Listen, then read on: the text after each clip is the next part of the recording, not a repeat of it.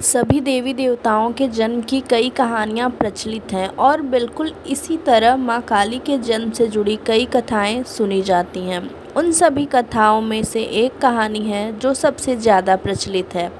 बात उन दिनों की है जब एक शक्तिशाली राक्षस दारुण का अत्याचार तीनों लोकों में बढ़ गया था। तीनों लोकों में सभी इससे बहुत परेशान थे।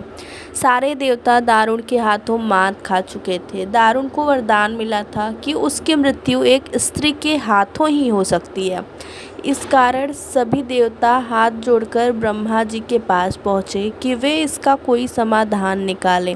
इसके बाद ब्रह्मा जी ने एक स्त्री का रूप लिया और दारुण से युद्ध करने चले गए, लेकिन वो भी इस असुर को हरा नहीं पाए। अंत में सभी देवता ब्रह्मा जी के साथ भगवान शिव के पास गए और उनसे प्रार्थना की कि वे कुछ करें।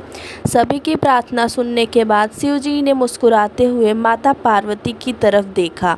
उनका इशारा समझते हुए माता पार्वती ने अपनी शक्ति का एक अंश निकाला। वह एक चमकता हुआ तेज था जो देखते ही देखते भगवान शिव के नीलकंठ से होते हुए उनके शरीर में प्रवेश कर गया।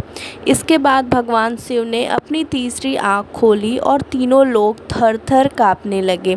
भगवान शिव की तीसरी आँख खुलने के बाद वह शक्ति उनकी उस आँख से बाहर निकली जिसे देखकर वहाँ खड़े सारे देवता घबरा गए। उस शक्ति ने एक विशाल और रौद्र स्त्री रूप ले लिया था। उनका रंग रात सा काला गहरा और जुबान खून जैसी लाल थी।